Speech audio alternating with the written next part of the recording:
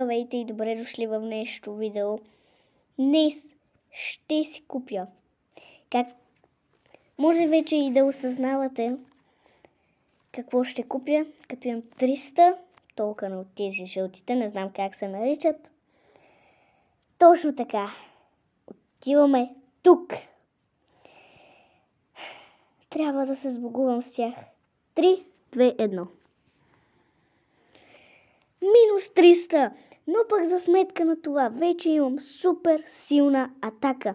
Сега нон-стоп ще апгрейдвам.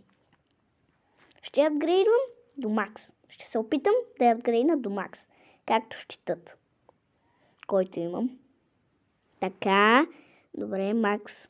Трябва да стигнем макс. Оставам с 20 000 вече. Футболната топка. Трябва да отключим мечето.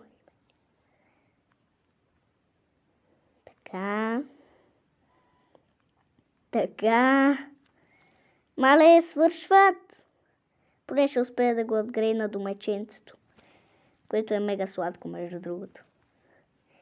И ето го! Хо-хо. Мале, какво е това, бе? Я чакай.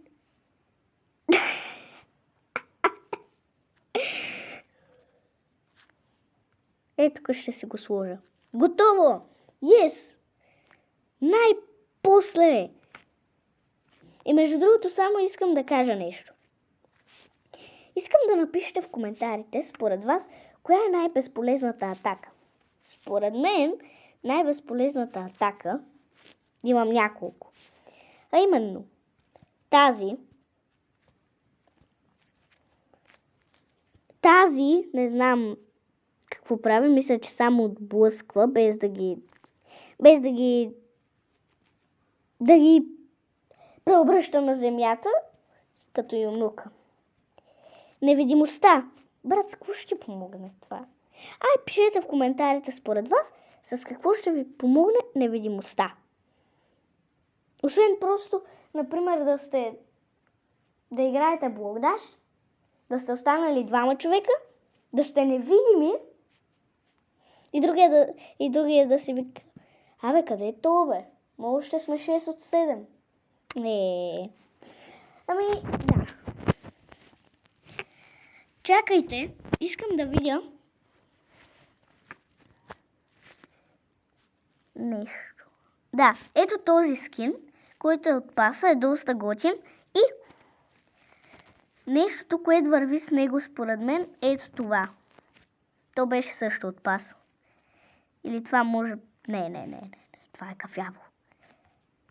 Знаете за какво имам предвид. Така, да продължим. Анимацията, да, ето тази с мечовете, защото си пасва на цветовете с самият скин.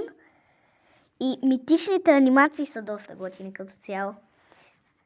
Тази не ме кефи кой знае колко много. Накрая анимацията е готина. Искам да призная. Постарали са се. Тази не много. Не